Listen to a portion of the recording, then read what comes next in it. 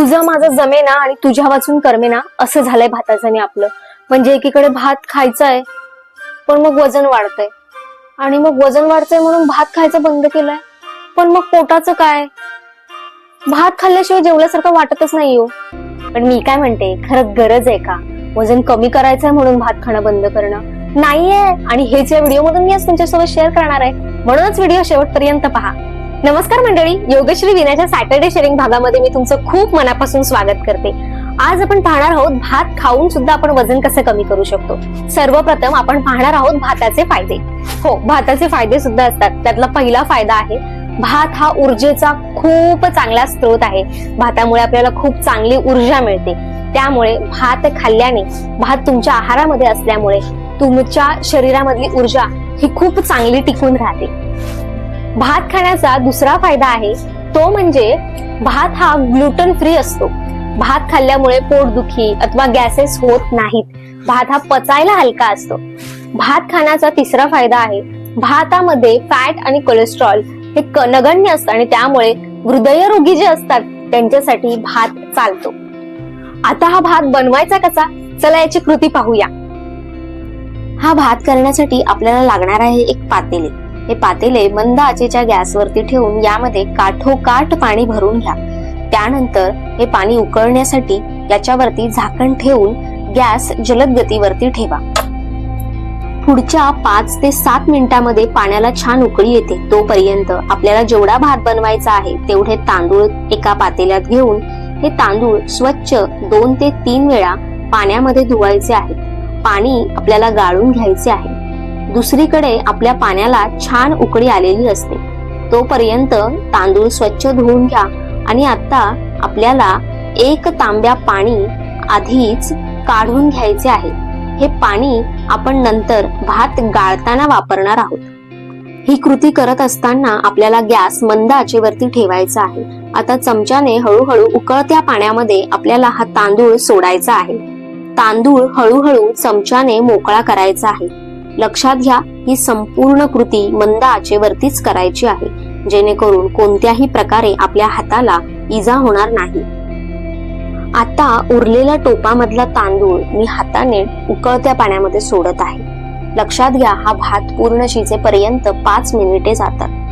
5-1 मिनिटांनी भात शिजला आहे की नाही असा थोडासा हातावरती काढून चमच्याने पाहायचा आहे. जर भात चांगला दाबला जात असेल याचाच अर्थ आता भात आपला गाळायला तयार झालेला आहे. पातेल्यावर झाकण ठेवून कपड्याने दोन्ही बाजूने पकडून हळूवार आपल्याला हे पाणी, आपण मगाशी ज्या टोपामध्ये तांदूळ धुतले त्यामध्ये पाणी पूर्ण गाळून घ्यायचे आहे. आपल्याला हा पूर्ण तांदूळ वाळून घेतल्यानंतर हळूवार यामध्ये मगाशी काढलेले 1 तांब्या पाणी पुन्हा ऍड करायचे आहे. आता हे पाणी पुन्हा छान आपल्याला वाळून घ्यायचे आहे. अशाने तांदळामधला संपूर्ण स्टार्च आपण धुवून वाळून चांगल्या प्रकारे तांदळापासून वेगळा करत आहोत. व्हिडिओमध्ये दाखवल्याप्रमाणे दुसऱ्यांदा जेव्हा आपण पाणी गाळतो तेव्हा पूर्ण पाणी निथळ येते.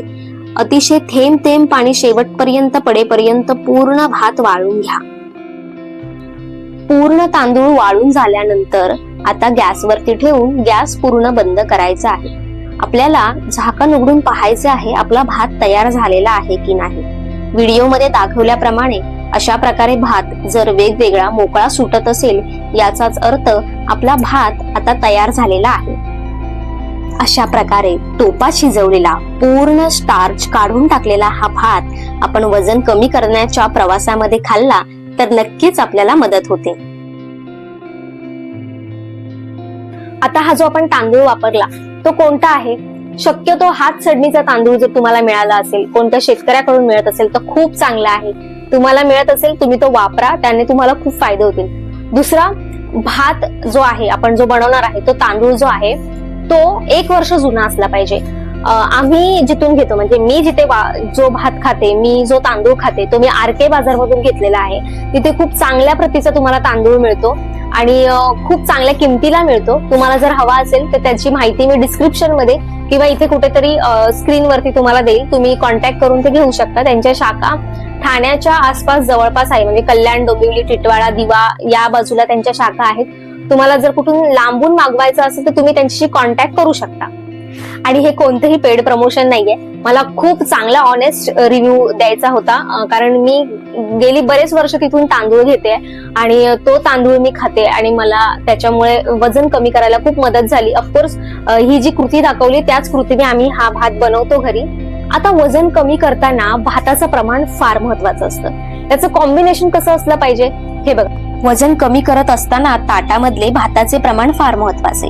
संपूर्ण ताटामध्ये 50% सलाड, 30% प्रोटीन आणि 20% डाळ असताना फक्त 10% भात असला पाहिजे.